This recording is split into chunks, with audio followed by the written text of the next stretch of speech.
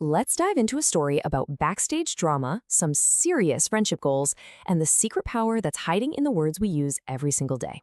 It's a tale that proves, that sometimes the smallest parts can totally steal the show. We all know that feeling, right? That moment when the spotlight hits you and everything else just kind of fades away. And for a second, it is all about you. It's an amazing feeling. But what happens when you're not the one with the big solo? What if you're part of the chorus, way in the back? Well, as we're about to find out, that's often where the real story is. Okay, so let's set the scene. Picture a busy high school auditorium, just buzzing with that pre-show energy for the big annual musical. And right in the middle of all that chaos, we meet our heroes. First up is Maya. She's the quiet one, super thoughtful, and she always seems to get what's really going on, even when nobody's saying anything. Then you've got Chloe. Oh, Chloe. If you hear someone cracking up backstage, it is probably her. She has this incredible talent for turning a super stressful moment into something hilarious. And rounding out our amazing trio is Sophia. She is the heart of the group, a total dreamer who truly believes that with a little teamwork, anything, and I mean anything, is possible. So these three friends, they were all in the ensemble for their school musical, which was called Galaxy High. The show itself was this cool space adventure all about finding where you belong. That's the synopsis, just a quick little summary of the main story. So, during a break in rehearsal, Chloe, being Chloe, tries to get everyone laughing by bringing up this ridiculously funny memory of a scene that went completely wrong. That kind of short, personal story she told, that's called an anecdote. It's like sharing a little snapshot of a memory out loud. And yeah, Chloe was basically a walking book of them. But not everyone was having such a great time. The lead actresses, let's just go ahead and call them the divas, they kind of thought the show was all about them, and only them. You could feel it, The way the divas would whisper in the corner and roll their eyes whenever the ensemble practiced, it felt like a warning.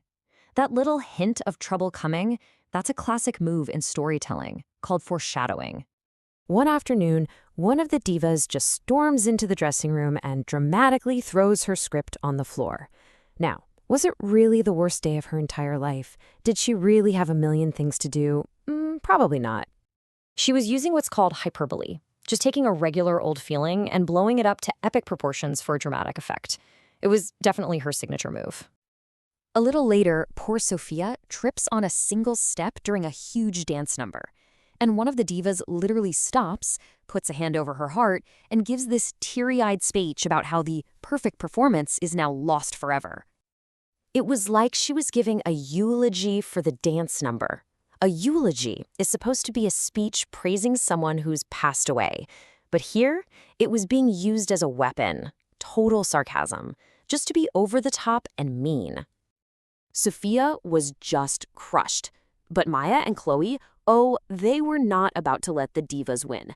They decided it was time to fight back, not with more drama, but with their own clever words.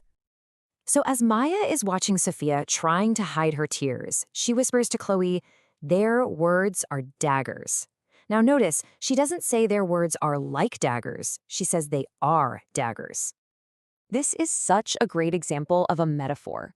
By saying one thing is another, Maya makes you feel the sharp pain of the diva's comments so much more powerfully. It hits harder than a simile, which is a softer comparison using like or as. So, to lighten the mood, Chloe jumps up on stage. She takes the diva's super serious, dramatic solo about lost love and sings it with the exact same tune, but with brand new lyrics, all about her epic quest to find her lost hamster, Squeaky. What Chloe just did, that's a parody. She was imitating a specific style just to get a laugh. It's a little different from satire, which is usually meant to critique society, or a lampoon, which is all about public mocking. Nope, Chloe's goal was simple: make her friends smile. Honestly, in a way, the divas themselves were becoming a caricature. Instead of being these cool professional stars, they were acting like this exaggerated, over-the-top, kind of ugly version of a moody celebrity. Well, the director, Mr. Harrison, he hears all the commotion and Chloe's hamster song. He gathers everyone on stage, but he's not mad. He sees this as a teachable moment. He looks at every single one of them and says, "A song needs harmony. A scene needs a world. A show needs everyone. Do you hear that? That rhythm, that pattern in his words? That's called parallel structure. By using the same sentence pattern for each idea, he's showing that all 3 points are equally important. It makes his message super powerful and really, really hard to forget. And as he's talking, one of the stage lights, probably because of a loose bolt, dips down a little bit. It's almost as if it's nodding its head, agreeing with everything he's saying.